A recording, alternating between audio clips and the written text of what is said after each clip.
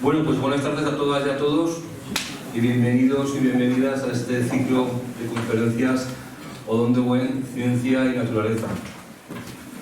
Habrá una presentación, ¿verdad?, por parte del director de la Fundación, del ponente y del presentador, pero antes de nada me gustaría, como presidente de la Fundación Odón Buen, enmarcar en estas jornadas, estas charlas, estas jornadas de Ciencia y Naturaleza Odón Buen, dentro de lo que sucede desde poco más o menos casi un año. Hace un año constituimos la Fundación Odón Buen. Era un empeño de la corporación del gobierno municipal que yo presido y pensábamos, mejor dicho, que había que recuperar la figura de Odón Buen. Sí que es verdad que la figura está recuperada hace años. Tenemos una plaza Odón Buen, tenemos un colegio Odón Buen, en torno a Odón Buen pivotan cuestiones importantes en Zuera. Ha habido un centro de estudios Odón Buen, pero la fundación que constituimos el año pasado y que compone, para aquellos que no lo sepan, el Gobierno de la Nación a través del Instituto Español de Oceanografía, el Gobierno Autonómico a través del Consejero de Educación, la Diputación Provincial de Zaragoza, la Universidad de Zaragoza, la familia, por supuesto, de Odón Buen, por supuesto, el Ayuntamiento de Zuera y figuras notables como su biógrafo Antonio Calvo o el jurídico Jesús Colas. Y esto significa que desde el principio hemos querido darle una alta intensidad institucional a esta fundación, porque queremos llegar a encontrar, queremos llegar a posicionar la figura de Odón Buen en el panorama nacional e internacional, que es lo que falta todavía. Odón Buen es un gran desconocido, principalmente y empezando por Aragón. Es un gran desconocido. Queremos que eso se radique, queremos seguir a nivel nacional e internacional. Y un segundo objetivo, queremos que en torno a la figura de Odón Buen, Zuera sea referente de ciencia, Zuera sea referente de estudio, Zuera sea referente de innovación. Queremos que con los años la gente venga a Zuera, aparte de estudiar la figura de Odón Buen, a innovar, a investigar, a hacer ciencia. Queremos convertir a Zuera en un lugar de formación. Y esto vamos paso a paso, ¿verdad? Llevamos todo un año de consolidación. Comenzamos pues, con la constitución del patronato, con la, ¿verdad?, dándole vida institucional y dando vida administrativa a la fundación, con personal, con la figura del director, Javier Curielo, con las figuras de las personas que están trabajando.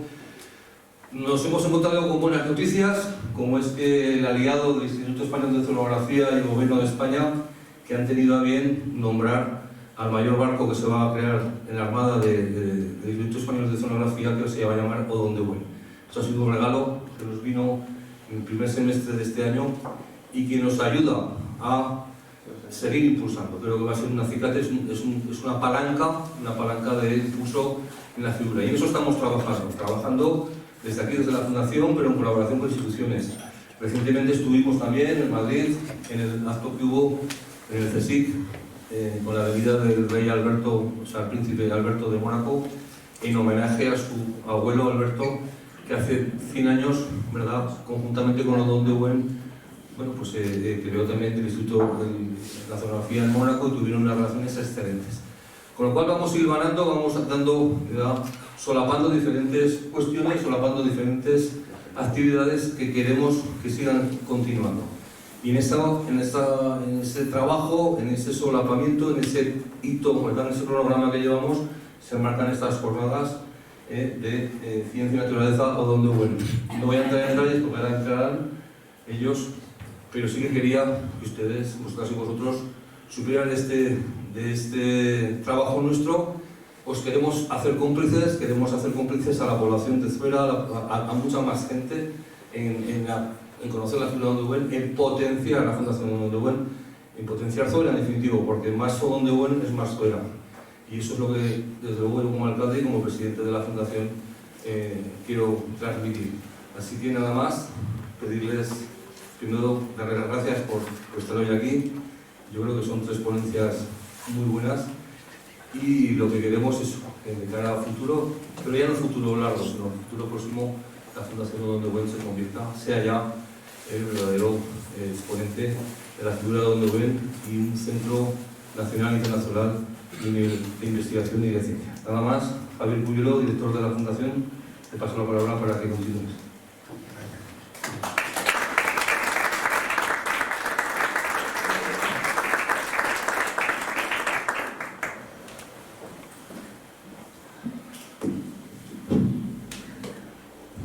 Buenas tardes.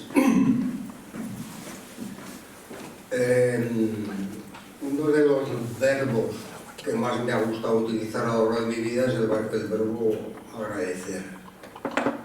El verbo agradecer que me lleva siempre a pensar en los otros, en la gente a través de la cual o mediante la cual podemos conseguir las cosas que nos ilusionan, las metas, los objetivos, nuestros deseos, incluso nos ayudan a ser pues como somos.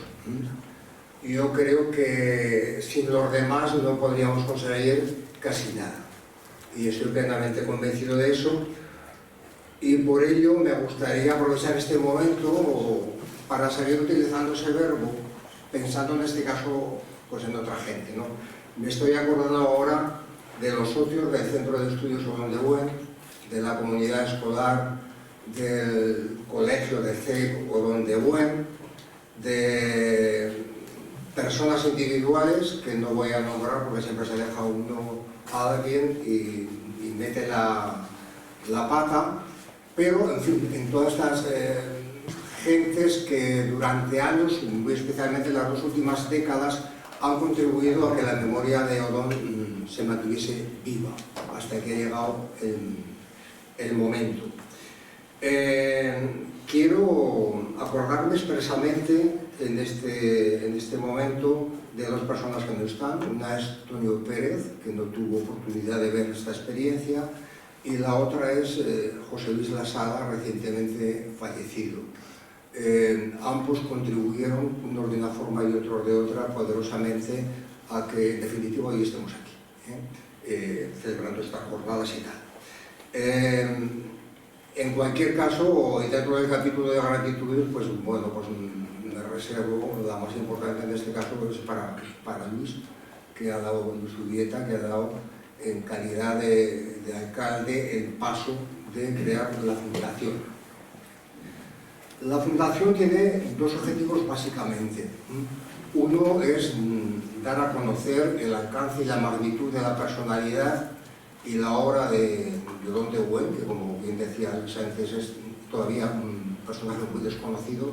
Yo siempre acostumbro a decir, para poner de manifiesto la altura del personaje que hoy nos une, que cuando Einstein vino a Madrid fue Odón de Buen quien lo presentó en el Ateneo, junto a Marayón y otras personalidades de la época, ¿no? Y en ese sentido, pues yo creo que tenemos que tener muy orgulloso y tenemos una especie de deuda. Bueno, ese sería un objetivo. El otro es pues servirnos de su sabiduría definitiva y de su trabajo para crear un puente simbólico para acceder, como también decía antes Luis, a la ciencia, al conocimiento, a la innovación y al talento. Se puede hacer. Yo creo que la Fundación, si lo sabemos trabajar, se puede constituir en un activo importantísimo para el municipio, porque debemos tener en cuenta que aunque es un organismo público, ha nacido desde el ayuntamiento, pero no es un apéndice del ayuntamiento. Puede ser un apéndice o un instrumento para afuera que le dé prestigio. El prestigio da autoridad y la autoridad abre muchas puertas y muchos corazones. Y en esa es la línea en la que nos planteamos seguir trabajando. Y ya me callo porque yo en realidad estaba aquí para presentar al presentador, que es Ramón Isaac, que es el director académico del Colegio de San Gabriel, es licenciado en Ciencias Físicas, como el ponente de hoy, al que no me refiero porque ya hablaré a continuación, y es bueno, pues una persona que, aparte de amigo, es un profesional muy competente, un hombre creador y positivo, y que, bueno, amablemente ha aceptado a presentar al primer ponente de estas primeras jornadas de ciencia, pensando en Odón y en la naturaleza. Nada más, cuando quieras.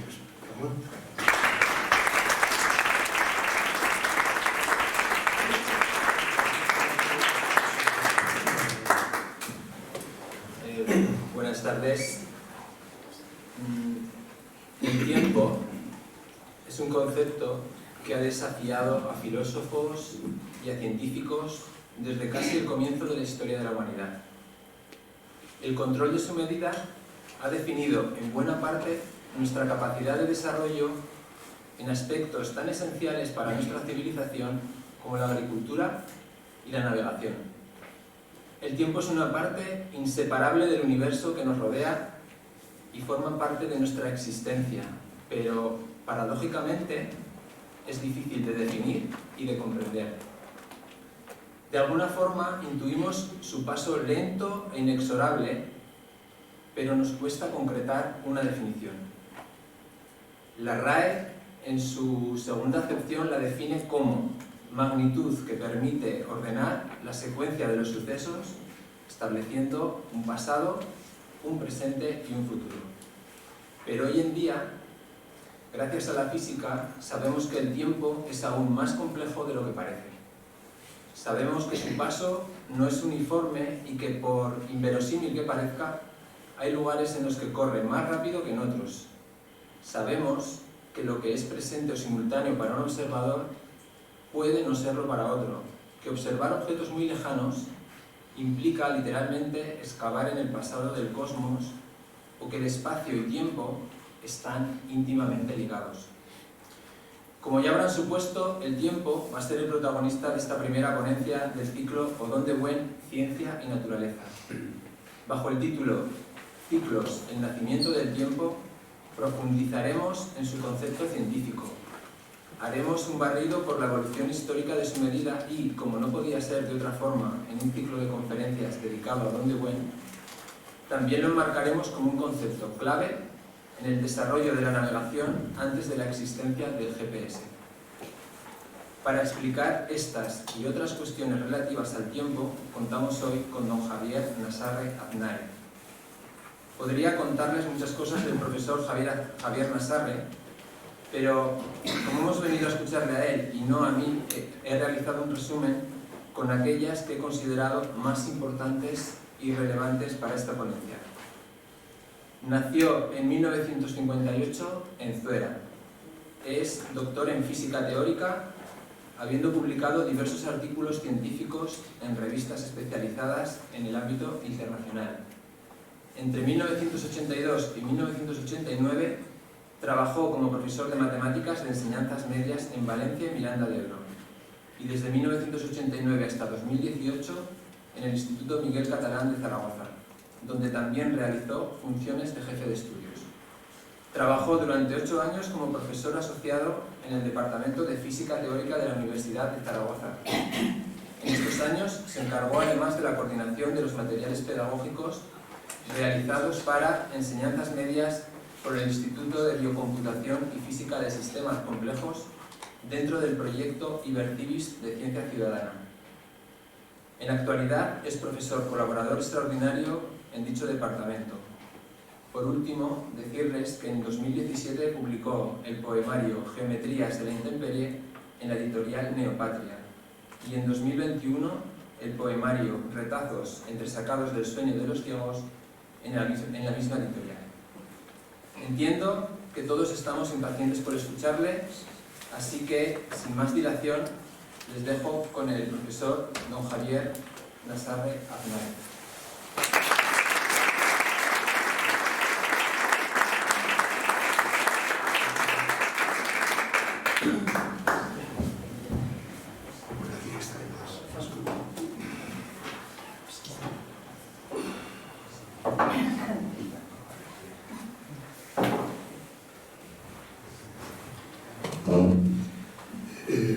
Buenas tardes. En primer lugar, quería agradecer a la Fundación pues, este detalle que ha tenido conmigo de invitarme a iniciar estas conferencias. Y bueno, en particular pues, a Javier, que ha hablado conmigo, me llamó para decirlo, y bueno, pues a ver qué hacemos. Vamos así, intentamos buscar un tema que pueda interesar y que no se aburra demasiado. Voy a poner un PowerPoint para ir apoyándome en el... ¿Se me oye bien, verdad? Sí. Bien. Para apoyar lo que la disertación, y bueno, a partir de aquí pues vamos a empezar ya con lo que sería la ponencia. Bueno, el título que hemos elegido, es Ciclos de nacimiento del tiempo. Voy a tratar de explicaros lo siguiente. En primer lugar, una introducción breve acerca del concepto del tiempo en la física actual. De ahí pasaré a contaros el nacimiento de la medida del tiempo a lo largo de la historia, desde los primeros hombres, desde las primeras civilizaciones al actual calendario, hasta el actual calendario. Trataré de resolver una serie de preguntas que creo que son cotidianas y que de alguna manera pueden interesar a la gente, cosas muy cotidianas de todos los días, porque el año tiene 12 meses, porque la semana tiene 7 días, de dónde vienen los nombres, porque el año empieza el 1 de enero y no el 2 de febrero, o el 3 de marzo, o el 4 de abril, o el 5 de mayo, o el 6 de junio, o el 7 de junio San Fermín. ¿Por qué razón es esto? ¿Cuál es el motivo que está detrás de esto? Si son motivos muchas veces muy pedestres y otras veces motivos muy relacionados con la observación celeste. Veremos también que todas estas cosas tienen un nacimiento en el cual está todo muy mezclado. Religión, ciencia, filosofía, arte, etc. Bueno, en primer lugar voy a plantear una serie de preguntas, una serie de cuestiones que están relacionadas. Fijarse, ahí tenemos por una parte un calendario de 2022 que tiene 12 meses. ¿Por qué? Tenemos también que en la antigua mitología griega había 12 dioses olímpicos, ni uno más ni uno menos. Había más dioses, pero olímpicos eran 12. Tenemos que la escala cromática musical tiene 12 notas, que se va repitiendo en el piano según los tonos. Tenemos que el zodiaco tiene 12 signos, y que los apóstoles de Cristo eran 12 también. Tenemos también el número 7. Las semanas tienen 7 días. La escala musical normal tiene 7 notas. Hablamos muchas veces del séptimo cielo, porque los antiguos creían que había 7 cielos. Y en la religión cristiana, por ejemplo, y en la judía también, es muy importante el número 7. Hay 7 pecados capitales, como en este cuadro del Bosco, hay 7 sacramentos, y el 7 aparece continuamente. ¿Todo esto por qué? ¿Qué relación tienen unas cosas con las otras? Bueno, vamos a empezar por el principio, mejor por el final, que es donde estamos ahora. ¿Qué es el tiempo? En física el tiempo tiene una definición muy sencilla. Es aquello que se mide con los relojes. Lo mismo que la longitud es aquello que se mide con el metro.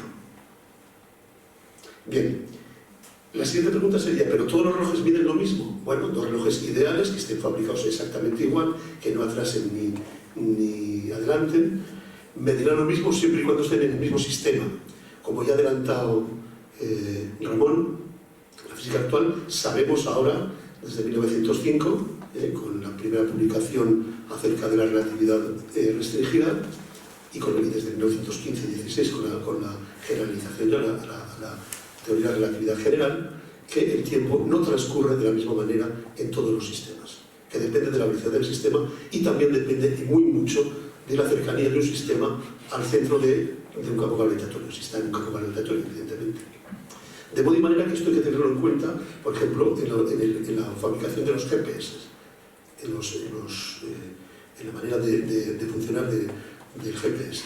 Los satélites que mandan la señal para el GPS suelen estar entre 20.000 y 30.000 kilómetros de la Tierra. Entonces, el transcurso del tiempo en la Tierra, en la superficie terrestre, es más lento que en esos satélites, porque está más cerca, digamos, nuestra cotidianidad está más cerca del centro del campo gravitatorio. Y esa diferencia de tiempos los tiene que tener en cuenta, porque si no, al cabo de 3 o 4 o 5 minutos, pues si estamos metidos en el GPS con el Google Maps, por ejemplo, y estamos queriendo ir, pues yo que sé, aquí en la plaza del ayuntamiento, pues acabaríamos pues, en el Portazgo, por ejemplo. Cambiaría la distancia por completo. Eso es una razón. Es decir, el tiempo no es un absoluto. Contra lo que se pensaba en las teorías clásicas de la física, de la mecánica del movimiento, de la mecánica newtoniana y también del electromagnetismo, el tiempo no es un absoluto. Y también contra lo que se pensan en todas las escuelas filosóficas hasta donde yo sé. No sé si hay alguna que no fuese así. El tiempo depende del sistema, de la forma de movimiento del sistema en que esté y de su cercanía, en el caso de que haya un campo gravitatorio, a él o de su lejanía. Entonces el tiempo, desde ese punto de vista, pasa a ser contemplado en la física, desde el punto de vista matemático, como una dimensión más, como la cuarta dimensión de lo que sería el espacio-tiempo, el conjunto espacio-tiempo. Ahora bien, es una dimensión que no es una cualquiera. Si nosotros estamos en el espacio, nosotros podemos andar hacia adelante, hacia atrás, a derecha, a izquierda, subir y bajar, pero en el tiempo, curiosamente, solamente nos podemos mover de pasado a futuro. No hay regreso al pasado. ¿De acuerdo? Existe, por tanto, una flecha del tiempo. Los procesos son evolutivos en general. Tenemos una conciencia psicológica de que esto es así. Sabemos, nacemos, crecemos, envejecemos. Una película empieza, termina, un partido de fútbol empieza, termina, y también en el cosmos, por las observaciones que tenemos y el modelo que tenemos actualmente, que es el modelo de Big Bang, sabemos que las observaciones nos dicen que las galaxias, todas ellas, se van alejando. Si revertiésemos ese movimiento, se juntarían en un espacio muy pequeño de lo que conocemos como universo. Y por esto estimamos o pensamos que lo que hay es una gran explosión. Es decir, hay un tiempo también cosmológico que nos marca una dirección del tiempo. No solamente hay una cuestión psicológica, pero también sino que también hay una demostración, digamos, cosmológica. Sin embargo, todas las teorías clásicas, y como clásicas también se entiende la relatividad, ahora se hace la diferencia entre clásico y no clásico con la cuántica, todas las teorías clásicas son reversibles con el tiempo. Nosotros podemos cambiar el tiempo por menos t y no salen las mismas ecuaciones. Es decir, que en teoría podría ser perfectamente reversible, y sin embargo no lo es. ¿A qué es debido? Bueno, pues es debido fundamentalmente a una cosa que se llama entropía y que aparece en la termodinámica. En el segundo principio de termodinámica nos viene a decir lo siguiente, una cosa muy sencilla. De un cuerpo frío nunca puede pasar calor a un cuerpo más caliente. Eso es claro, a no ser que invirtamos en energía en ello. Eso es un frigorífico, cuando invertimos en energía. Pero espontáneamente no puede pasar. Dicho de una manera críptica, nos dice que es la entropía en un sistema cerrado siempre aumenta. ¿Y qué es la entropía? Para mí es uno de los conceptos más difíciles de la física, uno de los conceptos más difíciles de explicar. Voy a tratar de hacer una aproximación para que entendáis lo que es un poco la entropía. Ahí tenemos en la diapositiva, tenemos dos fotos, una que está a la derecha, que está un plato roto, un plato de porcelana, cae, se rompe. Ese fenómeno está claro que tiene una dirección únicamente. Es imposible, nunca un plato por sí mismo que esté roto va a volver, se va a pegar. Ha habido un aumento del desorden, se ha desordenado. Y ha habido también una pérdida de información. Un plato que servía pues, para comer sopa, pues, por ejemplo, ahora ya es inservible para eso. Su información ha cambiado. Eso es un aumento de entropía. En el otro que tenemos ahí una serie de fichas coloreadas, perfectamente organizadas, ordenadas, y después, si eso lo dejamos solo, lo dejamos ahí encima de la mesa, al cabo del tiempo, pues entre un empujón que le da uno, un niño que pasa y le pega otro empujón, o un gato que pasa, yo que sé, cualquier cosa, se va desordenando. De manera que el paso de ahí hasta otro es espontáneo. El contrario, no. Podría ser, sí, hay una probabilidad, pero mínima de que ocurra. Ahí la entropía también ha aumentado. Es decir, se ha perdido orden y se ha perdido información. No sabemos dónde están los colores. Otro ejemplo, para mí, más claro todavía. Si uno compra una baraja española de 40 cartas, vamos a meterle más complicaciones, de 40 cartas que esté perfectamente ordenada, la abre, la desprecinta, está perfectamente ordenada. Los palos, oros, copas, espadas y bastos. Y después, dentro de cada palo, ordenado, del 1 al 12, ¿no? Del 1 al sota caballo rey. Bueno, en ese momento está perfectamente ordenado la baraja. Hasta el punto que tenemos toda la información. Si uno pide en ese momento decir, bueno, ¿cuál es la baraja que ocupa el lugar 22? Pues diríamos, bueno, pues hay 10 oros, 10 copas, el 2 de espadas ocupa el lugar 22. O, dicho de otra manera, también podemos hacerlo justamente al contrario. ¿Qué lugar ocupa, por ejemplo, la sota de oros? Pues como está en el primer palo, pues ocupa el lugar número 8. Estaría en un lugar. Ahora bien, si cogemos la baraja y la barajamos, pues lo que ocurre a partir de ahí es que perdemos todo el orden y toda la información. Es decir, eso supone un aumento de entropía. es un proceso irreversible. Barajando difícilmente vamos a conseguir que la baraja vuelva a estar otra vez perfectamente ordenada. Eso es un proceso irreversible. Y ese aumento de entropía, ese concepto de la entropía, que hace que se pierda el orden y hace que se pierda la información, también hace que la energía se degrade. Y eso es lo que produce efectos que son fenómenos que son irreversibles. Y eso es lo que produce la flecha del tiempo. Si consiguiéramos que todos los sucesos fuesen reversibles, podríamos viajar perfectamente al pasado, no habría ningún problema. Pero eso no ocurre. Lo que ocurre es esto. Así que ese es el motivo fundamental por el cual existe un pasado y existe un futuro. Y un presente, claro. Bien, a partir de ahí, una vez que sabemos ya lo que se considera como tiempo en física hoy por hoy, sabemos que no depende, que no es absoluto, sino que es relativo, que depende del sistema de observación que tengamos y que además siempre se mueve de pasado a futuro, vamos a ver cómo a lo largo de la historia se trató de organizar todo esto y cómo surgieron todas las cosas que tenemos hoy en día. En primer lugar, para organizar el tiempo, lo primero que tenemos son una serie de ciclos naturales que están. Los primeros ciclos básicos son el día y noche. Después tenemos otro ciclo muy claro, que es el de la luna, que pasa por 4 fases, y el ciclo estacional, el ciclo del año, primavera, verano, otoño e invierno, por lo menos en nuestra latitud. La latitud lo estamos hablando desde el hemisferio norte y desde nuestra latitud, que es donde se empezó a crear lo que vamos a hablar hoy por hoy. Bien, ¿cómo empezó todo esto? Pues empezó con un invento muy sencillo. Esto es uno de los inventos más importantes de la humanidad, por lo menos de los antiguos inventos. Tan importante, es un palito, sin más. Este es pequeño, ellos tendrían, supongo, una vara de avellano, y en otros momentos pues, se hicieron con piedras, con obeliscos. Pero esto lo plantamos en el... A ver, casi es de aquí también. Lo plantamos perpendicular a la tierra y tenemos, pues, simplemente un palo, que esto se llama gnomón, ese nombre como gnomo, David el gnomo, pero grande, gnomón, pero esto en griego significa guía o maestro. Esto nos da una serie de sombras con el sol. Y esas sombras nos van a permitir calcular las siguientes cosas. Primero, los puntos cardinales, eso es muy sencillo de hacer. Cualquiera, supongo que la mayor parte de los que estén aquí lo sabéis hacer. Segundo, las fechas fundamentales del año, ¿sí? Los dos solsticios de verano y de invierno, y los equinoccios de otoño y primavera. Tercero, nos va a demostrar que la Tierra tiene una inclinación, el eje de giro de la Tierra está inclinado con respecto a lo que sería el plano de traslación. Es decir, hay un plano que es el plano ecuatorial que está inclinado con respecto al plano de la eclíptica, que es el plano de traslación.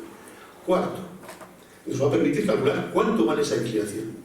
Y quinto, con dos de estos suficientemente separados, vamos a poder calcular cuánto es la circunferencia terrestre. Todo eso con esto, sin más.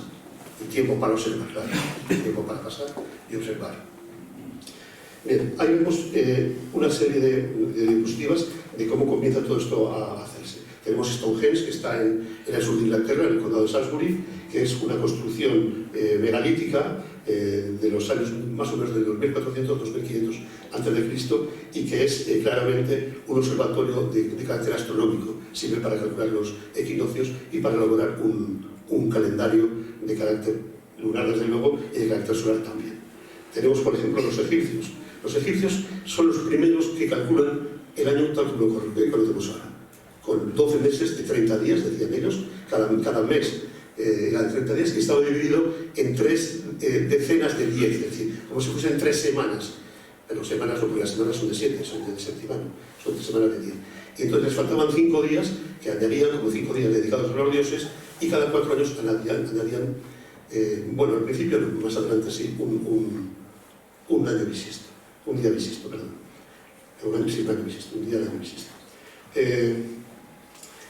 Estos tenían ya el calendario de 365 días 3.000 años antes de Cristo. Lo que utilizaban como gnomón son este objeto que vemos ahí, es los obeliscos. Los obeliscos tenían una función monumental, una función conmemorativa, pero tenían una función también plenamente técnica. Servían como reloj del sol y para calcular los calendarios, para calcular los equinoccios, para calcular los solsticios y a partir de ahí funcionar y organizar la agricultura, los sistemas agrarios, las campañas militares, etc. Todo lo que hacía falta. Tenemos también un observatorio astronómico muy cerca de aquí, que es el Observatorio Histórico de la ciudad celtíbera de Segera, eso está en la comarca de Calatayud, y ahí tenéis pues, una serie de alineaciones para calcular el solsticio de verano, que sería con la montaña de allá, esta de aquí, perdón, el solsticio de invierno y lo que se conoce como parada mayor de la luna. La parada mayor de la luna es una cosa muy curiosa, muy desconocida. Eso está descubierto a partir del 300 a.C. por un astrónomo griego, Menón. Y lo que significa la parada mayor de la luna es que cada 19 años la trayectoria de la luna se repite exactamente igual. Día a día, altura a altura y salida y hora a hora. Y eso cuesta 19 años. Esta gente ya lo sabía. Bueno, pues esta ciudad, que aparte de que eso es curioso, está aquí cerca, en Calatayud, cerca de Calatayud, en Mara, creo que es Mara el término municipal. Queda muy poco, queda prácticamente esto. Fue destruida por los romanos y está íntimamente ligada a esta ciudad con que el año empiece el día 1 de enero, en las calendas de los anuarios. Eso lo veremos luego cuando veamos el calendario romano. Bueno, a partir de aquí, cogemos los ciclos naturales y el primero que nos enfrentamos, o que se enfrentó el hombre, la humanidad, las gentes, sería con el calendario, con el lunar, con el ciclo lunar. El ciclo lunar, fijarse que está muy relacionado con lo que es el mes. La palabra nuestra mes viene del latín mensis y el mensis viene del griego menes, que significa luna en griego, como en inglés moon también significa luna. Por tanto, el mes está relacionado ya etimológicamente con lo que es la luna. Sin embargo, los meses de nosotros son de 30, de 31 días, de 28. Mientras que el ciclo lunar o lunación dura 29 días, para ser más exactos, 29,51 o 52, por ahí más o menos. Bien, de cualquier manera, con esto ya se puede organizar un cierto calendario. Un calendario que dura mucho tiempo y que sigue durando ahora en algunas civilizaciones, lo mantienen. Bueno, hoy por hoy todo el mundo se maneja con el que tenemos aquí, con el gregoriano. Pero de alguna manera algunas civilizaciones, los musulmanes todavía utilizan algunas cosas de estas. Se cree que se encontró el primer calendario lunar, que tengamos noticia, en las cuevas de Lascaux. Estas pinturas esquemáticas negras que se aparecen aquí se extienden a lo largo de la cueva, van haciendo más figuras, y algunos paleontólogos creen que ese es el primer reflejo humano de un ciclo lunar. Evidentemente esta gente que pintaba también los caballos, los bisontes, pues habían fijado perfectamente cómo funcionaba la luna. Esto es de 14.000 o 15.000 años antes de Cristo, está en el sur de Francia, no muy lejos de aquí. Bien, en cualquier caso, el mes nosotros lo dividimos en 7 días. Perdón, en 4 semanas de 7 días. 4 semanas de 7 días. Los egipcios lo dividían en 3 de 10. Nosotros lo hacemos en 4 de 7. ¿Por qué? Bueno, hay dos motivos. Yo pienso que hay dos motivos aparentes. Un primer motivo sería que, bueno, ya que tenemos 29 días de lunación, 29 es un mal número. Es un mal número en el sentido de que es un número primo y no tiene divisores. Y nosotros cuando medimos algo siempre queremos tener múltiplos y submúltiplos de ese número. Los múltiplos son muy fáciles, basta con multiplicar. Pero los submúltiplos no es tan fácil. Hay que buscar divisores. Entonces, una de dos. O redondeamos el mes a 30 días, para tener divisores de 10, por ejemplo, de 5, o a 28. Y entonces dividimos en 4 grupos de 7. Bueno, esa es una buena elección, porque además nos encontramos que, observando el cielo, vamos a ver que existía lo que entonces se llamaba los 7 cielos. La expresión está en el 7º cielo. ¿Y qué 7 cielos sean estos? Bueno, observamos lo siguiente.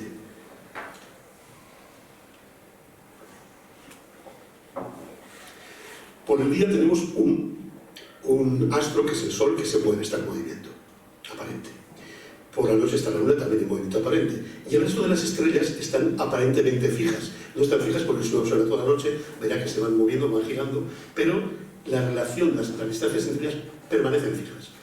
Entonces, para fijar eso, para tener esto fijo, los hombres se inventaron las constelaciones, de manera que veían la Osa Mayor, la Osa Menor o la de Orión, y veían que esa constelación se iba moviendo y iba girando, pero las distancias relativas estaban todas fijas, salvo 5 estrellas que se movían en lo que conocemos luego como la eclíptica, por la banda zodiacal, más o menos una banda de 8 grados, la banda zodiacal que está hacia el sur, y vemos 5 estrellas que van por ahí en movimiento, a veces van para adelante, otras veces para atrás, a veces desaparecen. Esas 5 estrellas son en realidad 5 planetas. Se pueden ver así por vista todas ellas. El telescopio no se descubre hasta Galileo, hasta el siglo XVI. Entonces todo esto está hecho a simple vista. Entonces, ¿cuáles son? Pues son Marte, Venus, Mercurio, Venus, Marte, Júpiter y Saturno. Con lo cual, esas estrellas se pensaba que estaban cada una en su esfera, en su cielo, y sobre ese cielo imaginado iban moviéndose en ese cielo. Cada uno de esos 7 objetos, el Sol, la Luna y esos 5 planetas. Entonces, eso daba lugar a la música de las esferas, por ejemplo, con lo cual se hacían 7 notas, daba lugar a que el número 7 fuese de alguna manera sagrado. Bien. Y eso da lugar a dividir el mes en 4 semanas de 7 días. Y todavía hoy mantenemos esos nombres. Lunes viene de Luna, martes viene de Marte, miércoles viene de Mercurio, jueves viene de Júpiter, viernes viene de Venus, sábado, en nuestro caso, que es una cultura católica, viene del sábado griego, del sábado judío. Yo creo que el sábado judío también viene de Saturno, la palabra, pero vamos, no soy filólogo, con lo cual no lo puedo afirmar. Pero, por ejemplo, en inglés está Saturday, Saturday, que es el día del Saturno, vamos, más. Y domingo, pues que vendría, sería el día del Sol. Para nosotros es el día del Señor, del Dominus. Pero no hay que olvidar que el Señor, el Dios, en las antiguas culturas era el Sol. Muchas de ellas están representadas por el Sol. De hecho, en inglés, volvemos a hablar en inglés, domingo se dice también Sunday, el día del Sol. ¿De acuerdo? Todo esto viene ahí. Entonces, las semanas se conjugan de esta manera por este motivo fundamentalmente. Todo esto, el calendario lunar es un calendario que no funciona demasiado bien porque a lo largo del año se va corriendo, se va yendo de sitio, porque las lunaciones que hay en el año son 12 lunaciones, son 12 veces, aparece el Sol y la Luna, 12 meses lunares, digamos, 12 lunaciones se llaman así. Y entonces faltarían 11 días para completar el año, con lo cual se va moviendo lo que sean los equinoccios y los solsticios. Y eso para la agricultura, mientras son civilizaciones cazadoras, o son civilizaciones de cazadores de recolectores, incluso si son civilizaciones ganaderas o guerreras como la romana, no tiene mucha importancia. Pero cuando es una sociedad ya neolítica, es decir, una sociedad ya agrícola, tiene mucha importancia saber cuándo están las fechas fundamentales del año. Porque sí, cosechar no puede cosechar en cualquier momento, basta con saber que el fruto está maduro, pero sembrar, amigo, no, hay que sembrar en los momentos adecuados, porque si no aquello no funciona. ¿De acuerdo?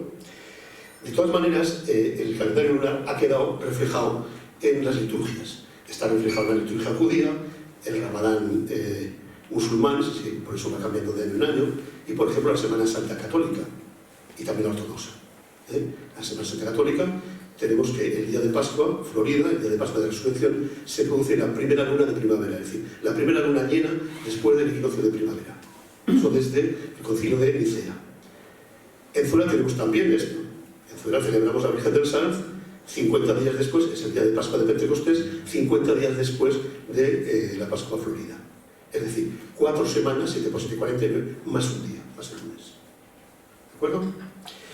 Vamos a volver con el humo. Vamos a ver, quizás esta es la parte más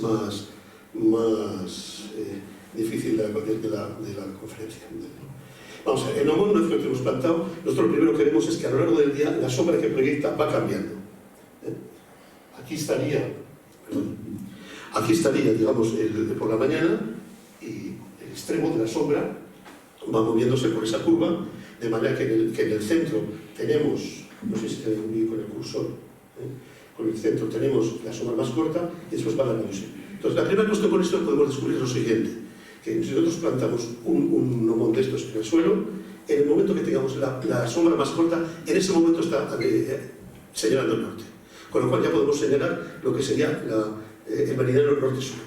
Eso en nuestro hemisferio. El hemisferio sur sería justamente lo contrario. Señalaría el sur. Y por tanto, perpendicular a esto, el este y el oeste. Eso lo hacen los romanos para construir sus ciudades. Ellos trazaban primero la calle que iba de norte a sur, el Carnum, y después la calle que iba de este a oeste, que era el Ecumanum. Y eso en Zaragoza se ve muy claro, la parte romana de Zaragoza.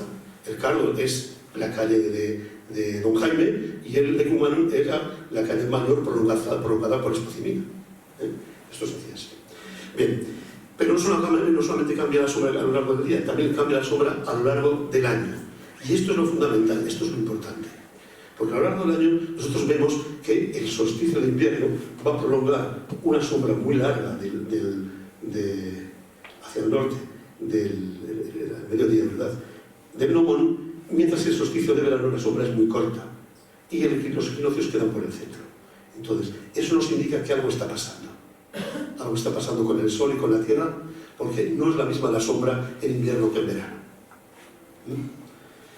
¿Qué ocurre si nosotros medimos las sombras y perdemos el tiempo durante un año y dibujamos las sombras que va haciendo, si no día a día, sí cada 5 o cada 6 días en el suelo? Ahí tenemos un dibujo en el cual donde está la G, aquí abajo, ahí estaría el gnomón así perpendicular. ¿De acuerdo? El Sol está aquí abajo, estaría por aquí y da la sombra en aquella dirección. Nosotros vemos que la primera curva de arriba, si empezamos en el solsticio de invierno, es la sombra más larga. Es decir, cuando el mediodía, la sombra más larga de todos, es el día del solsticio de invierno. Ahí lo podemos situar. Va a hacer, desde la mañana a la tarde, va a hacer una curva que se conoce como hipérbola en matemáticas, y si vamos observando todos los días, veremos que, por ejemplo, el 20 de enero, esa curva se ha ido abriendo, se va abriendo cada vez más, hasta que llega al equinoccio. En el equinoccio de primavera y el de otoño pasará lo mismo, se convierte en una recta. En ese momento en que esa curva se ha convertido en una recta, sabemos que estamos en el equinoccio de primavera. Y a partir de ahí, cuando se empieza a cerrar, se empezará a cerrar otra vez con otra hipérbola. Una se llama, la de arriba se llama hipérbola convexa, la de abajo cóncava, pero bueno, son tecnicismos matemáticos. Se va cerrando hasta el día del solsticio de invierno, cuando la sombra es la menor de todas. A partir de ahí se empezará a alargar otra vez. Entonces ya sabemos cómo calcular solsticios. Simplemente con un palo y observándolo, el día que al mediodía tenga la sombra más corta es el día del solsticio de verano. El día que la tenga la sombra más larga, el solsticio de invierno. Y si tenemos el cuidado de tomar 3 o 4 o 5 medidas a lo largo de mañana y tarde, el día que nos salga una recta es el día que son los equinoccios, sin más. ¿A qué es debido todo esto? Pues esto es debido a lo siguiente, a que la Tierra gira de manera inclinada con respecto al plano de la eclíptica. El plano de la eclíptica es el plano donde se produce el movimiento de traslación de la Tierra alrededor del Sol. Eso es la eclíptica. La eclíptica significa sin más línea en latín. Bueno, y entonces la Tierra, digamos, la Tierra estaría así inclinada y va girando de manera que está inclinada y mantiene siempre el eje en la misma posición. De modo y manera, entonces, ¿ves? Aquí lo tenemos, por ejemplo, tenemos la Tierra girando, aquí tenemos un sistema que sería tolemaico, es decir, que está la Tierra en el centro, y la eclíptica estaría alrededor. En este caso tendríamos como si el Sol estuviese alrededor. Pero fijarse que cuando el Sol está en esta parte, al hemisferio norte le cae de frente, y sin embargo cuando está en la otra parte le cae al hemisferio sur de frente. Eso va a marcar los veranos y los inviernos. Aquí tenemos otra imagen que sería parecida, donde vemos que los equinoccios, el día del equinoccio, lo que va a ocurrir el día del equinoccio es que los dos planos, el plano de la eclíptica y el plano del ecuador, se van a cruzar. Y cuando se cruzan, entonces se va a quedar la Tierra enfrentada al Sol. Por eso se produce el equinoccio, que significa equinoccio es igual noche que día. Miren las dos cosas lo mismo. Bien. Si vamos aquí, tenemos ahora que los solsticios, la razón por la que producen invierno y verano. No es porque estemos más cerca ni más lejos del Sol. De hecho, nosotros cuando tenemos el verano es cuando más alejada está la Tierra del Sol. Está en el afelio. Mientras que cuando estamos en invierno tenemos la Tierra más cercana al Sol, en el perihelio. Por eso también los veranos del sur suelen ser un poco más virulentos que los veranos del norte. ¿De acuerdo? Pero claro, con la inclinación de la Tierra, en el solsticio de verano, el Sol nos cae de frente. Habrá un punto paralelo en el cual caerá en perpendicular justamente, que ese paralelo es el trópico de Cáncer. Y lo mismo pasará en el sur, que hay un paralelo en el cual el Sol cae perpendicular justamente, que es el trópico de Capricornio. Todo eso es, digamos, la manera de organizar lo que es la Tierra. Bien, una vez que tenemos esto, el siguiente problema sería cómo hallar esa inclinación. Bueno, pues para hallar esa inclinación,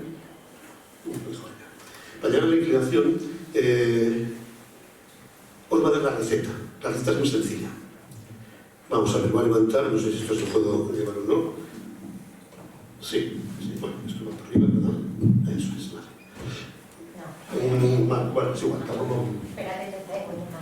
No pasa nada, no pasa nada. A ver, es simplemente ahora me...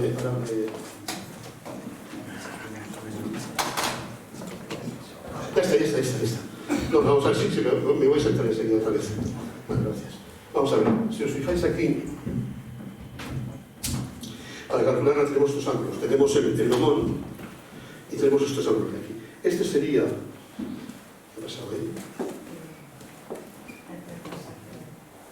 Esta sería la línea del solsticio de invierno y esta del solsticio de verano. Si uno mide este ángulo del solsticio de invierno y este ángulo del solsticio de verano y lo resta, nos sale este ángulo de aquí. Si lo divide por 2, nos da alfa, y ese ángulo es precisamente la inclinación de la Tierra. Esto no es una demostración, esto simplemente es una receta. Si alguien se interesó por la demostración, la tengo por ahí hecha, es muy sencilla, no va a perder el tiempo, y ahora, al final de la charla, se puede acercar y se la enseño, sin más. Pero ahora no vamos a empezar aquí, porque la demostración matemática es sencilla, pero el dibujo no es sencillo, el dibujo hay que verlo bien. Bien, para calcular la esfera terrestre, ¿qué ocurre? ¿Qué nos encontramos? Pues bueno, ocurrió lo siguiente, esto se calculó por primera vez, que tengamos noticia, en el 300 a.C. Fue un griego, Eratóstenes, un griego de Alejandría, y tuvo noticias de que en una ciudad del sur de Egipto, se llamaba Siena, no la Siena de Italia, evidentemente, sino que había otra Siena en el sur de Egipto, pues se enteró de que había un pozo en el cual, el día del solsticio de verano, el sol caía justamente perpendicular al fondo del pozo. Entonces dijo, bueno, esto es muy sencillo, entonces calcular lo que es la Tierra. Yo en este momento, si cojo aquí y mido el solsticio de invierno, ¿cuál es el ángulo que forma el obelisco de Alejandría? Mido la sombra y con la sombra calculo el ángulo, ese ángulo de aquí arriba. Ese ángulo, por cuestión de paralelismo, es igual que el ángulo que hace la prolongación con el radio de la Tierra hasta el centro de la Tierra con la prolongación del radio del pozo de Siena.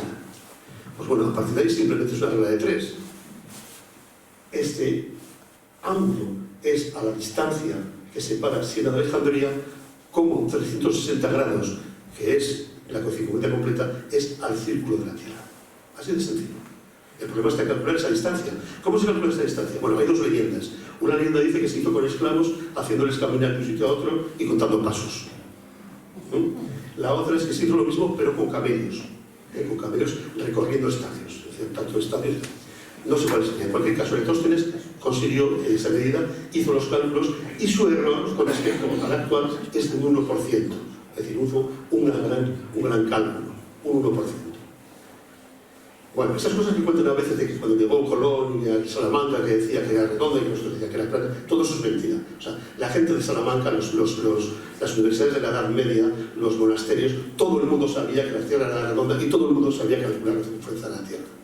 El problema que tenía Colón es que, claro, para moverse desde Sevilla o desde Cádiz hasta Catay, que es donde está China, o hasta las islas de la Especería, las Molucas, tenía que atravesar un mar que era desconocido y que era enorme, porque era el Atlántico más el Pacífico. Entonces le decían, no hay manera de cruzar eso.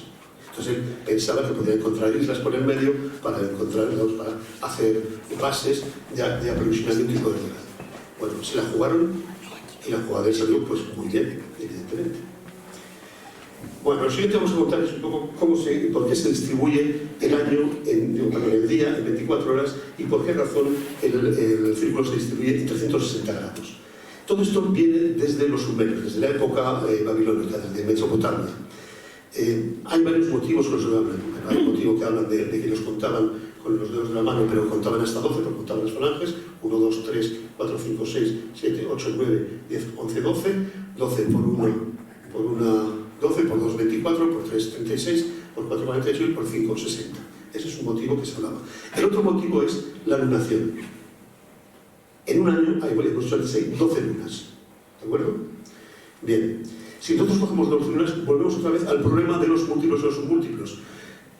12 lunas de 28 días, 12 lunas de 29,5 días, faltan 11 días. Bueno, en este caso redondeamos a 30. 30 por 12 son 360. Podemos llevar hasta 365, añadiendo los 5 días más para que tenemos todo el año, todo el círculo, 365 días. Pero claro, eso tiene un problema otra vez. Si nosotros hacemos subdivisiones de 365, ¿qué ocurre? Que 365 solamente es divisible por dos números, por 5 y por 73. Mientras que 360 tiene una multitud de divisiones. Son 2, 3, 4, 5, 6, 8, 9, 10, 12 y muchos más.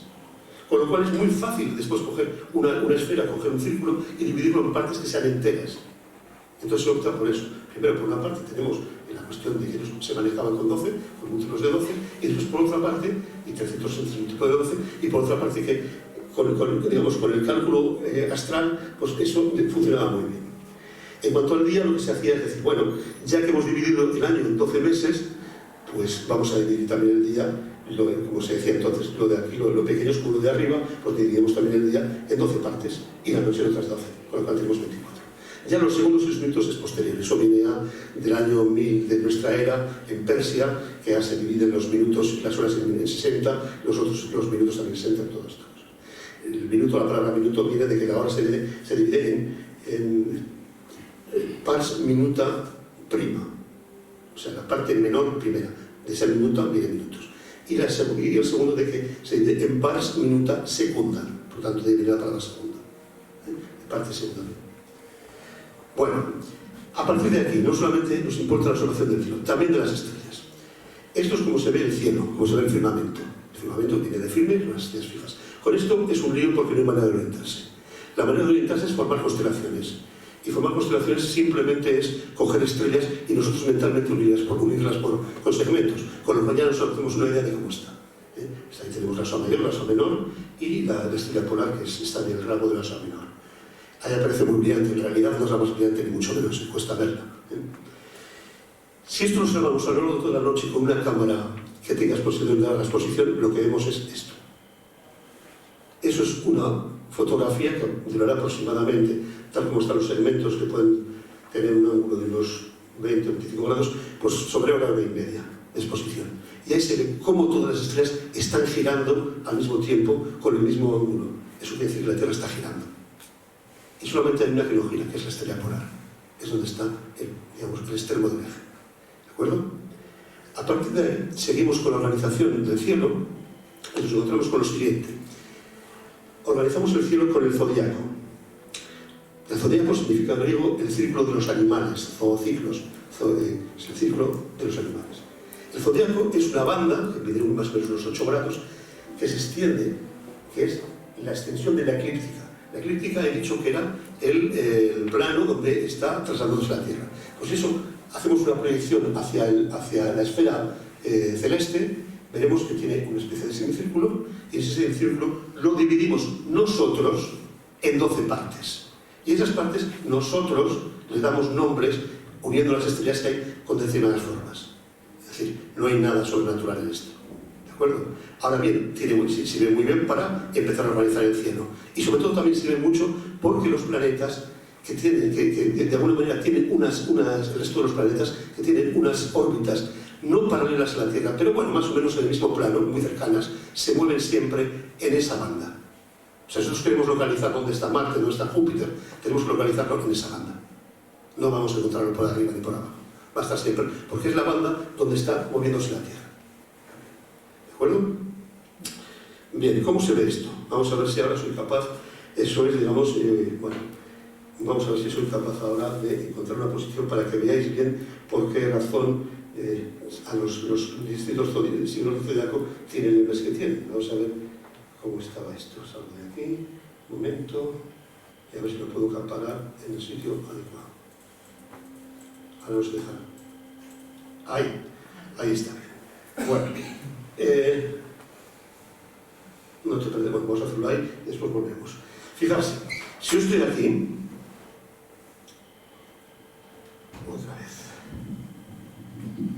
Bueno. Si yo estoy aquí, en este momento el Sol está en la casa de Virgo. Es decir, aquí la Tierra estaría más o menos finales de agosto, primeros de septiembre. ¿Qué es lo que vemos en este momento? Cuando empieza a anochecer, estamos en esta parte. La Tierra va girando de esta manera. Aquí. Estamos en la parte. Con lo cual, cuando empieza a anochecer, empezamos a ver Libra, Escorpio, Sagitario, Capricornio, siempre en la banda de la eclíptica. Conforme va pasando la noche, vamos viendo estos otros. Van apareciendo estos otros. Y después, cuando empieza a amanecer, van a aparecer todos estos. Hasta enero. Y el único que no vemos es precisamente el que da nombre al mes. Por eso se hablan de, pues, si están situados como están situados el zodiaco en los horóscopos, que no vale para nada, pero simplemente es una curiosidad, ¿no? Es una Pero bueno, sí que sirve, por ejemplo, para la observación celeste, porque uno puede buscar dónde están estas constelaciones y entonces a partir de ahí construir el resto de constelaciones. Bien, una vez que tenemos, digamos, un mapa celeste, lo siguiente sería buscar coordenadas para situar las estrellas. Las coordenadas, vamos a buscarlo esto, vamos a poner esto bien. Perdón. Bueno, las coordenadas serían, estamos aquí. Las coordenadas son básicamente dos, vienen a ser parecidas a las de la latitud y la longitud. Son, por una parte, esta que es la declinación, que es la altura que tiene el astro con respecto al plano celeste, con respecto al ecuador, no a la eclíptica, sino con respecto al ecuador. Esto se mide en grados. Y después la otra es la extensión recta, que es la longitud que hay sobre el ecuador desde el punto Aries. El punto Aries es el equinoccio de primavera, es donde está Aries en ese momento, el sol está en la casa de Aries. Pues bueno, desde ese punto hasta la proyección del radio del vector que nos señala al astro. Esos son los dos coordenadas que sirven para situar los astros en el firmamento. ¿De acuerdo? Bueno, por ejemplo, imaginemos que esto fuese Sirio, que esto estuviese, pues diríamos, estaría aproximadamente a unos 50 grados de latitud norte, de declinación norte, y ya unas, pues yo que sé, unas 5 horas y 30 minutos hacia el este. ¿De acuerdo? Sin más. Bueno, vamos a los calendarios ya. En primer lugar, calendario egipcio. 3000 años antes de Cristo, los egipcios ya construyen un calendario de 365 días, con el cual se manejaban sobre todo para predecir las inundaciones del Nilo y para sembrar y para hacer la agricultura en el Nilo. ¿De acuerdo? Estaban divididos en 360 días, perdón, 12 meses de 30 días, 360 días. Por tanto, con semanas de 10 días cada una, no se llaman semanas, porque semana viene de septimano, de 7, se llamaban decanos, y después tenían 5 días dedicados a los dioses, que se llamaban los epagómenos. Vamos, sin embargo, a Roma. Vamos a Roma porque nosotros venimos de Roma. Bueno, el primer calendario romano es una chapucería absoluta. El primer calendario romano es un calendario de un pueblo belicoso que no le gusta trabajar y se dedica a saquear las ciudades de alrededor, sin más. De esos venimos. Bien, pues esta gente, sí, es así. Esta gente tiene un calendario simplemente de 10 días, de 10 lunas, de 10 meses. Lo que les importaba a ellos. Empiezan el calendario el 1 de marzo, los idus de marzo, es decir, a mediados de marzo, ni siquiera el día 1 de marzo, a mediados de marzo, aproximadamente para el solsticio, aproximadamente. Ahí eligen al cónsul. El cónsul es el jefe militar, el cónsul organiza la campaña militar, se dedican a saquear, termina el invierno, cuando llegan al solsticio de invierno, y entonces ahí celebran las Saturnales, unas fiestas de una semana o de 10 días, en las cuales se dedican a hacer grandes banquetes y a hacerse grandes regalos en invierno. Esas Saturnales, en la época de Constantino, del emperador Constantino, serían cristianizadas y serían lo que se hablan las Navidades. Hacían exactamente lo mismo, grandes banquetes y regalos entre la familia y entre los amigos y los conocidos. También hacían cuestiones carnavalescas, también hacían algo de carnaval, que eso aquí se ha perdido de alguna manera. Esos 10 meses son, esos 10 primeros meses son marzo, el mes dedicado a Marte. El segundo era abril, que viene de Afros. Afros significa en griego espuma. Es el mes dedicado a Afros, de ahí viene la palabra Afrodita y Venus. El mes dedicado a la diosa Venus, Afrodita, que es la diosa de la fertilidad. Afros es espuma y se pone así porque se supone que Afrodita y por tanto Venus habían nacido de la espuma del mar. Hay un cuadro de Botticelli que es el nacimiento de Venus, que está en medio del mar saliendo Venus. El tercer mes, mayo, se dedicaba a la diosa Maya, esposa de Vulcano, que era la diosa de la abundancia.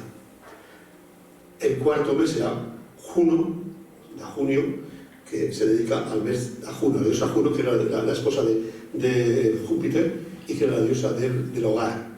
Y a partir de ese se acabó la imaginación y hacían el quinto mes, el sexto mes, el séptimo mes, que era septiembre, el octavo mes, que era octubre, el noveno mes, que era noviembre, y el décimo mes, que era diciembre. Por eso se llaman así los meses. Bueno, esto ocurre así, que nos empiezan estas fechas del 2 de marzo, hasta que llegan a esto que hemos visto antes, a Segeda. En el momento que llegamos a Segeda, ¿qué ocurre?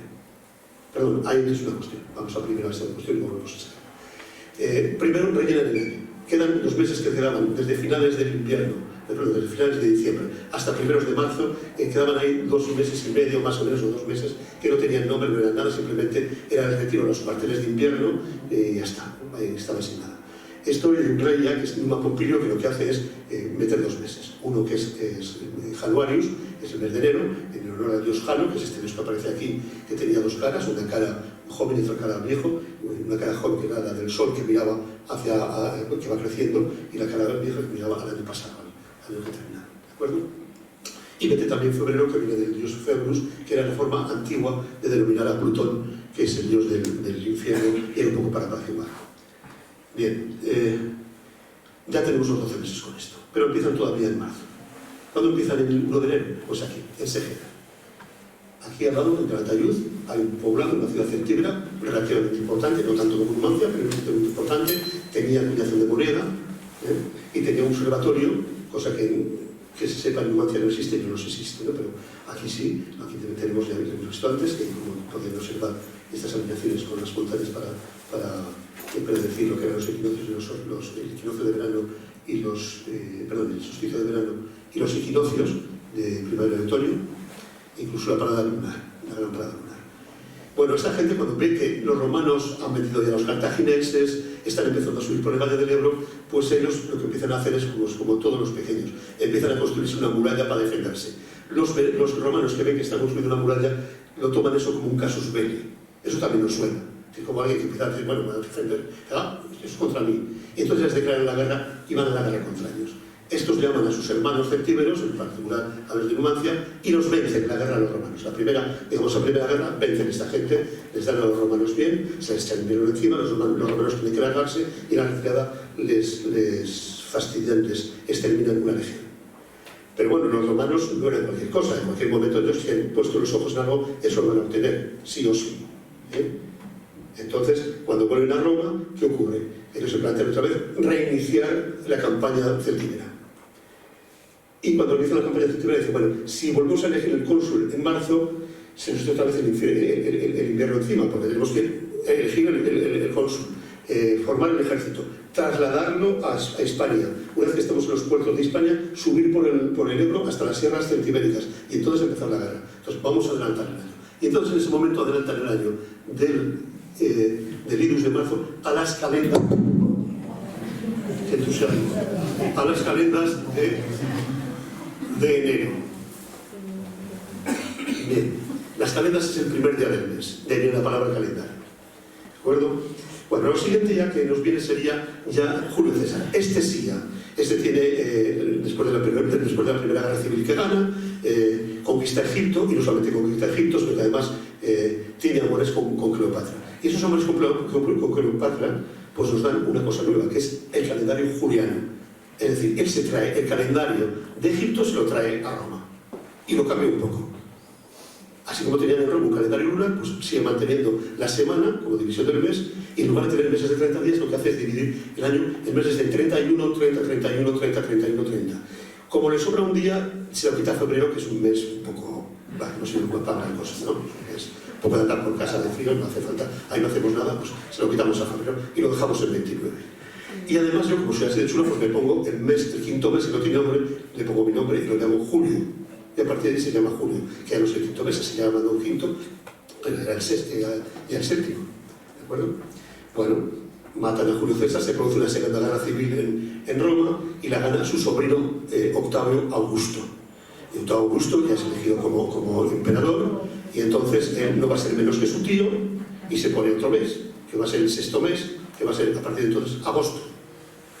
Y como va a ser menos que su tío, no va a dejar el mes de agosto con 30 días, lo pone con 31 también. Y entonces quita un día a febrero y lo deja con 28. Y lo que hace después es decir, bueno, como van a estar muchos meses con 31, lo que va a hacer es decir, bueno, pues a partir de septiembre va a pasar 30, noviembre 31, perdón, octubre 31, noviembre 30 y diciembre 31. De manera que habrá 2 31 seguidos en verano y otros 2 en invierno. Bueno, como hay uno de 28, tampoco se nota nada. Y ese es el origen nuestro, un poco. ¿Qué pasa con este calendario? Este calendario tiene también un año bisiesto, cada 4 años se añade un día a febrero, funciona bastante bien, pero tiene un corrimiento a lo largo del año de 3 días cada 400 años. No parece mucho, pero cuando llegamos al Renacimiento, al 1500 y pico, la Semana Santa se ha corrido hasta el 11 de marzo, porque el equinoccio ya no coincide bien, y entonces el Papa dice, vamos a ver, la semana tenía que ser la primera luna después del equinoccio, tal como estamos ahora ya no puede ser esto, no estamos haciendo caso al Concilio de Nicea, que es cuando nos ha propuesto, y manda al emperador Carlos I de España, V de Alemania, que rehagan las cuentas, que hagan las operaciones para conseguir un calendario que se adecue a la liturgia católica. Eso Carlos lo ordena a Salamanca, se lo dice a Salamanca, y le dice a la Universidad de Salamanca que por favor que rehaga todos los cálculos. Durante unos años Salamanca hace todos los cálculos, entre ellos Fray Luis de León, el de que descansa la vida, el mundo del ruido, etcétera, etcétera, que usualmente era poeta, también era matemático. Y entonces esta gente recalculan todo y presentan sus cálculos en Roma. En Roma lo supervisan dos astrónomos, uno italiano y otro alemán, que se apuntan en tanto, y pasa a inaugurarse lo que se llama el calendario gregoriano, en honor del Papa que está entonces, que es Gregorio XIII. De manera que los católicos, el año 1582, si no recuerdo mal, se acostaron el 4 de octubre y se levantaron el 15 de octubre. Bueno, entonces, y a partir de ahí ha funcionado ya. ¿Cuál es la diferencia fundamental entre el calendario romano juliano, que permaneció, bueno, todavía la liturgia ortodoxa en Grecia lo manejan, y también la rusa? Bueno, pues en Rusia se manejó hasta la revolución bolchevique, que se dice muchas veces la revolución de octubre. En realidad fue la revolución de noviembre, porque era el octubre juliano, no era el octubre gregoriano, ¿de acuerdo? Y ya por último, yo creo que, si no estoy equivocado, creo que de los últimos países que ya lo incorporaron fueron China sobre el veintitantos del siglo pasado. Y ahora ya todo el mundo lo tiene, ¿no? Al principio fueron simplemente los católicos. ¿Cuál es la diferencia del calendario gregoriano con el juliano? Pues es los años bisiestos. El calendario juliano se añadía un día por cada 4 años bisiestos. Dice, y el gregoriano también, nosotros también. Pues no. Nosotros añadimos un día cada 4 años, siempre que el año sea no secular. Pero cuando el año es secular, es decir, cuando el año es que hace un siglo, entonces tiene que ser divisible por 400. El último año secular que hemos pasado fue en el año 2000.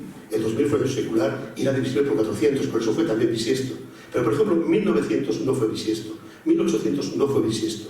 El 2100, que aquí aparece como año bisiesto, tampoco será bisiesto, porque no es múltiplo de 400. Y eso hace que recuperemos días. Entonces, eso hace que el calendario gregoriano solamente pierda un día cada 3000 años. O sea, que si se inauguró en 1582, hasta el 4000 y pico, no les hará falta añadir un bisiesto más. Si es que hay alguien para tener o tiene otro conocimiento. ¿De acuerdo? Bueno, voy a terminar con la última parte, que es la navegación. Vamos a hacerlo un poquito rápida, porque creo que me he ido un poco de caña aquí. Entonces, vamos a ver, estoy ya en honor de Rodón. El primer tipo de navegación que se conoce es lo que se llama la navegación de cabotaje. Se dice cabotaje porque es una navegación que va pegada a la costa, no se mete en alta mar, sino que se van, siempre con la costa a la vista, y se llama cabotaje porque van de cabo en cabo. Es decir, para mantener los rumbos se orientan por los cabos. Un cabo, pues hacia el cabo aquel, y es que bordeas ese cabo hacia el otro cabo, etc.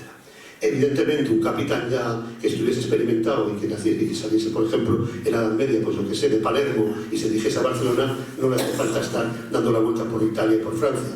Ya sabían que tenían cartas, lo que se llaman cartas portuguesas, lo tenían situados los puertos y tenían marcados con los ardimientos los rumbos que tenían que tomar. Entonces esto lo hacían y ya estaba. Los descubrimientos portugueses hacia la India se hacen todos también por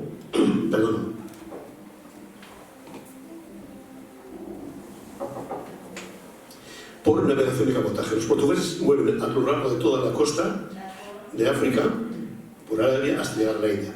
Vuelvo a repetir lo mismo. En el momento que tienen experiencia con eso y han cartografiado esas zonas, cuando llegan, por ejemplo, a la altura de Mozambique, pueden cruzarse en dirección en rumbo noreste para llegar a la India también. Bueno, de cualquier manera, digamos que hasta el siglo XVI toda la navegación es de cabotaje.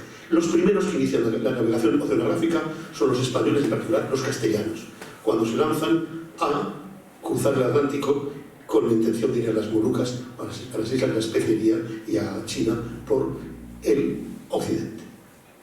Claro, moverse en esa dirección con aquellas condiciones era tremendo, era terrible. había que situar para situarse en el mapa había que tener dos coordenadas. Una es la latitud, norte o sur, y la otra es la longitud, este u oeste. Aquí está dibujada con respecto al Greenwich. Pero bueno, esas dos coordenadas, una era relativamente fácil de calcular. Ellos tenían el astrolabio, yo tengo aquí un pequeño sextante que compré. Este sextante lo compré en Inglaterra, en Portobelo, en el rastro, en el mercado de la... Entonces esto pues funciona de una manera relativamente sencilla. Esto, con esta óptica pues tú miras el horizonte y después aquí hay un arco graduado de ángulos y aquí tiene un espejo y aquí hay otro espejo, de manera que con este ocular estás viendo el horizonte y al mismo tiempo ves un poquito de este espejo de aquí. Entonces en el momento que el sol te refleja, tienes también unos filtros para que no te deslumbre. En el momento que refleja, tú ya con este tornillo sitúas y con este tornillo aproximas un poquito más. Y entonces aquí te da el ángulo de declinación del sol, o de las estrellas también. Bueno, esto es lo que hace este señor aquí, con un sextante mejor que el mío, ¿no? Bueno, la latitud se puede hacer bastante fácil así, no es un tema muy complicado de hacer. Vamos a hacerlo, pero no es un tema complicado. El problema del tema complicado es el otro. El tema complicado era el problema de la longitud. Teóricamente no es muy complicado. Voy a explicarlo para que veáis que teóricamente es muy fácil. Si uno tiene un reloj, imaginarse que os hago de Cádiz con dirección a La Habana. Si tengo un reloj, pues cojo el reloj, miro que ahora es en Cádiz, bien, pues ya está, empiezo a navegar en dirección oeste, rumbo oeste. Al cabo de 3 días, para saber dónde estoy, pues miro otra vez, cojo el sextante o el astrolabio en aquel momento, miro la altura del sol, calculo mi latitud y después cojo y, por ejemplo, vamos a suponer que he visto que estoy al mediodía, estoy a las 12 del mediodía, o sea, yo estoy a las 12 del mediodía, miro mi reloj, y, hombre, pues en Cádiz están a las 3 de la tarde. Hombre, pues la diferencia de horario son de 3 horas, teniendo en cuenta que el sol se mueve 360 grados en 24 horas, es decir, cada hora se mueve 15 grados. Por tanto, yo me he movido respecto de Cádiz 45 grados. Ya tengo la latitud, le puedo poner ahí. Claro que tenían un problema esta gente, y es que no tenían relojes. Es un problema fundamental. ¿De acuerdo? Entonces, sí que se inventa un reloj de péndulo en el siglo XVI, pero un reloj de péndulo en una carabela se despéndola enseguida. No hay ningún... Entonces, ¿qué es lo que hacían? Pues hacían esto. Relojes de arena. Solía haber en el gabinete del capitán un reloj de arena, una ampolla que podría medir 20 minutos, media hora, más o menos, de aquellas maneras, y entonces tenían siempre un marinero de guardia que cada vez que terminaba le daba la vuelta, encargado de darle la vuelta. Y en un pizarrón, el marinero, pues cada vez que daba la vuelta, apuntaba una raya. Y cuando el capitán veía pues, que estaba tal hora, pues iba al pizarrón, contaba las horas, contaba las rayas, y como era el reloj, pues calculaban la hora aproximada del puerto que había salido. Los relojes nos inventan hay un concurso internacional que se inventan a mediados de los cronómetros, a mediados del siglo XVIII, del siglo XVIII, perdón, son los primeros cronómetros. Ya los ingleses, cuando empiezan a navegar, esta gente ya llevan cronómetros, así cualquiera. Pero llevan los castellanos, los españoles llevaban 300 años cruzando el Atlántico y cruzando el Pacífico, simplemente con los vientos y las corrientes, que era lo que hacía falta, y sabiendo situar con el astrolabio y con poco más. ¿De acuerdo? Bien, en el concurso que hay en ese momento se pide que se calcule un reloj que sea de mano, que se pueda utilizar, que sea de bolsillo y que tenga como máximo un retraso de medio minuto. ¿Por qué eso? Voy a hacer un cálculo muy rápido. Fijarse, una hora son 15 grados. Entonces quiere decir que 60 minutos son 15 grados, 60 minutos de tiempo, no son equivalentes, son los minutos de ángulo. 60 minutos de tiempo son 15 grados. Si dividimos entre 15 nos salen a 4 minutos de tiempo por 15 grados, por cada grado de ángulo. Un grado tiene 60 minutos de ángulo, entonces 60 minutos entre 4 toca 15. Es decir, cada minuto de tiempo son 15 minutos de ángulo. Y un minuto de ángulo, es una medida muy importante, es equivalente, si divide lo que es la circunferencia terrestre entre 360 grados y otra vez entre 60, nos sale que cada minuto de ángulo son 1852 metros, una milla náutica. Por eso los marinos miden en millas y no miden en kilómetros, porque cada minuto de ángulo es una milla Entonces es mucho más cómodo medir con el sextante los ángulos, entonces como cuando sabemos qué ángulos tiene, qué minutos, ya sabemos la distancia, directamente. Entonces, ¿qué ocurre con esto? Ocurre que si uno se confunde, si por ejemplo un reloj atrasa un minuto en un día, nos estamos teniendo un error aproximadamente de unos 27 kilómetros. Hombre, esto, cuando la navegación es a vela, no es muy importante porque se trata de llegar a la costa, y una vez llegar a la costa pues vas costeando hasta llegar al puerto, más o menos puedes calcular. Pero claro, lo que son escolleras o lo que son arrecifes que estén en alta mar son sumamente peligrosos porque tú no los puedes reflejar bien en la carta marina donde están. Porque claro, equivocarte en 30 kilómetros es decir, bueno, mejor por esa zona no pasar en 100 kilómetros a la redonda, porque claro, el error puede estar en cualquier sitio. Para poner el reloj, esto es una curiosidad también, para poner el reloj en hora en todos los puertos principales, los mejores puertos, ¿qué es lo que hacían? Pues cuando estaban a las 12 del mediodía disparaban un cañonazo para que todo el mundo en los barcos cogiesen el reloj y lo pusiesen a la hora, para evitar después las cosas. Bien, una vez que tenemos el motor, ya lo que tenemos ya es, el siguiente problema es cómo mantener los rumbos. Bueno, todo esto dio nacimiento después del siglo XIX a lo que sería la geometría, no he parado en uno de los, porque creo que vamos ya un poco atrasado de tiempo. La geometría de la esfera no es conforme a la geometría plana, es decir, uno no puede trasladar la geometría de una esfera al plano si no pierde o bien los ángulos o bien las distancias, o las dos cosas. Uno de los mejores que hay es uno de los mejores proyecciones de Mercator, que se proyecta sobre el Ecuador y ahí se mantienen las distancias, pero el resto, si lo vemos aquí, fijarse, aquí los meridianos arriba están igual separados que en el Ecuador, y eso es mentira, porque en el Polo Norte se apuntan todos, ¿de acuerdo? Ahora, la proyección de Mercator tiene una ventaja, y la ventaja que hay es que si tú trazas una línea recta de un puerto a otro, eso te va a dar una curva que se llama la loxodrómica, que es la curva de los navegantes, y es una curva que te mantiene siempre el mismo ritmo. No es la distancia más corta, la distancia más corta es la que está por encima, la que pone ortodroma, que en realidad se llama geodésica. Esa es la distancia más corta. Pero la geodésica tiene una desventaja, y es que si uno quiere moverse por la geodésica, tiene que estar continuamente cambiando el rumbo, porque estamos contando los meridianos por distintos ángulos. Entonces, la mejor forma de hacer la navegación, hacerla más sencilla, es coger una recta, conectar Sevilla con La Habana, por ejemplo, lanzar la línea recta, ver qué rumbo, con qué ángulo cortaba a los meridianos, es una proyección de un mapa de Mercator, y con ese rumbo meterse en alta mar. Eso ya para los barcos a motor, evidentemente, con la máquina de vapor, etc. Los que van a vela necesitan sí o sí el viento, y hace falta conocer los vientos y las corrientes. Bueno, termino ya.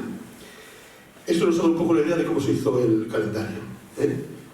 El siguiente paso fue en el siglo XVI, que fue sacar la cabeza de ahí y mirar por detrás a ver cuáles eran los mecanismos que regían todo esto. Pero eso, como decía Kipling, ya es otra historia.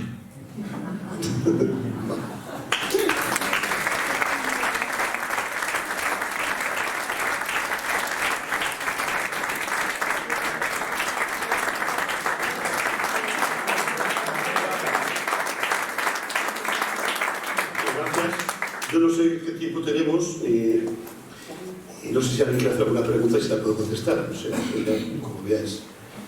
¿Alguien quiere preguntar alguna cosa? ¿Tiene alguna...?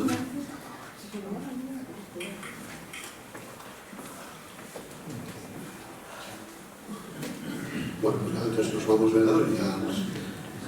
¿Sí? ¿Qué pasa? Ah, no, pues nada, ya está.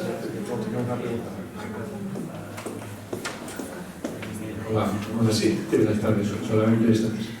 ¿Cómo convencer a los que dicen que la Tierra es plana? A la gente de fe es difícil convencerla, los que tienen que estar muy convencidos de eso, pero vamos, se les podría decir que por qué razón ellos cuando se mueven en el avión les cuesta, porque en lugar de ir por las rutas estas más largas, pues van en línea recta con un avión, cuando van, por ejemplo, pues yo qué sé, de Londres a Nueva York. Si es plano, pues tendrán una distancia más corta, ¿no? O cuando van de Australia a Estados Unidos. Es difícil de convencer, es decir, ya digo, la gente de fe es difícil de convencer, eso es un acto de fe muy potente, ¿no? Es una cosa que, bueno, no lo sé, no lo sabe. pero vamos, había que mejor subirlos como aquellos que subieran aquel chalao que se subía en un cohete, ¿no? Hasta arriba, y que no se mató después, ¿no? Para efectivamente ver que cuando vio que era redonda se ve que el disgusto fue tan fuerte que dijo, mejor muerto que sencillo, ¿no? Y no que dar la razón, no lo sé, la verdad.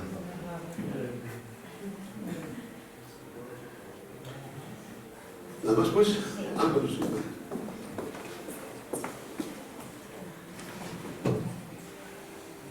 Muy breve. Oye, una duda que tengo. Sí. Porque hay diferentes calendarios, diferentes formas de medir el espacio temporal en el mundo. ¿Por qué los musulmanes empiezan el año? Sí, porque tienen un calendario lunar, generalmente. Ellos, vamos a ver, para el calendario civil, yo creo que manejan el gregoriano como nosotros, todo el mundo maneja el mismo. Pero para las cuestiones litúrgicas manejan un calendario lunar. Por eso el Ramadán se va moviendo de un mes a otro, es decir, de un año a otro. Unos años hacen el Ramadán en mayo, otros años lo hacen, pues no sé qué día exactamente, se van moviendo. Pero es más que eso, es una cuestión de simplemente de la organización de esto. Entonces, como es un calendario lunar, las lunaciones son de 29 días, y entonces, pues claro, eso no cuadra perfectamente con el año trópico. El año trópico es el año que va de solsticio a solsticio, es decir, el año que cubre todo el año, digamos, el solsticio de verano o el solsticio de invierno a primavera, a verano, otoño y invierno otra vez. Eso es el año trópico. El que tenemos nosotros ajusta muy bien. También como que nos hace falta añadir un día simplemente al cabo de 3.000 años, un poco menos, 2.880. Pero los calendarios lunares no, los calendarios lunares ajustan muy mal. Es una lunación, son 29,5, más o menos hace falta como 11 días para completar el año. Y entonces eso, claro, va arrastrando un mes para otro. Pero no es más que por eso. Dime. La que tú dices, ¿qué? el calendario que rige en el mundo es el gregoriano, más o menos, ¿no? Sí, ahora prácticamente todo el mundo utiliza el gregoriano. Es decir, es posible que haya comunidades pequeñas que tengan otro calendario que todavía, digamos, a nivel... Hombre, a ver, por ejemplo, la liturgia ortodoxa, no. Yo he estado muchas veces en Grecia y ellos, por ejemplo, celebran la Semana Santa, la celebran la Semana de Pascua Nuestra, una semana después. Pero son siempre cuestiones litúrgicas lo que hacen, lo que cambian. Es las cuestiones litúrgicas. Tú vas a Grecia y estás, pues, tal día como hoy estás en el 10 de noviembre, exactamente igual. Pero para la liturgia sí, se maneja todavía con el gregoriano. Perdón, con el juliano. Entonces, eso suele ser cuestiones litúrgicas. Muy probablemente en los países musulmanes, yo no sé en Arabia Saudita, es muy probable que la gente, que los beduinos que estén en el campo sigan utilizando el calendario lunar suyo, tradicional. Es muy probable que ocurra así. Pero, digamos, lo que son los organismos oficiales, no. Los organismos oficiales siguen funcionando con el calendario, funcionan ya con el calendario internacional, que es el gregoriano nuestro.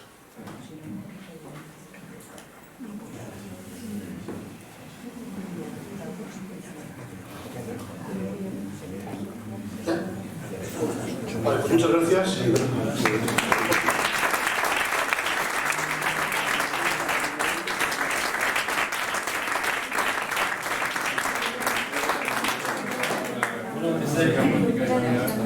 Antes de terminar, o ya terminando, queremos hacerle la entrega de un odorico que llamamos, que es nuestra figura representativa de la Fundación. Javier, gracias.